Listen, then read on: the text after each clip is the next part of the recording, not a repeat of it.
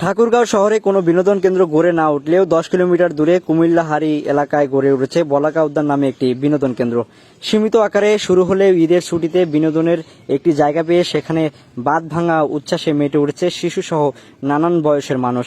শিশুদের বিনোদনের জন্য সেখানে বসানো হয়েছে নাগরদোলা, ট্রেন, স্লিপার, দোলনা ও জাহাজসহ 7টি রাইডস।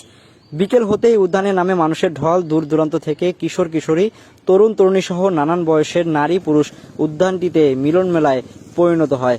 শিশুদের পাশাপাশি যুবক যুবতী বৃদ্ধারাও উপভোগ করতে এই উদ্যানের সৌন্দর্যতে উপভোগ করতে ছুটে আসেন। জায়গাটি আরও অনেক বড় হলে অনেকটাই ভালো হতো। এলাকার মানুষের বিনোদনের দাবির কথা বিবেচনা করে বলাকা উদ্যানের পরিকল্পনাটি গ্রহণ করা হয়। সীমিত উদ্যোগেই ঈদের মানুষে যেভাবে সাড়া দিয়েছে তাতে আমরা আশাবাদী আগামী 6 মাসের মধ্যেই উদ্যানটি পূর্ণাঙ্গ বিনোদন কেন্দ্র হিসেবে গড়ে উঠবে বলে আমাদের মনে হচ্ছে ঘুরে। তাই আপনারাও আসবেন। তাই আমরাও একটু আসছি একটু ঘোরার জন্য, দেখার জন্য। তা দেখলাম, ভালোই লাগলো। তা আশা করি আপনারাও আসবেন, ভালো থাকবেন, সুস্থ থাকবেন। আপনাদের সাথে দেখা হবে আবার কোনো নেক্সট ভিডিওতে। আল্লাহ হাফিজ।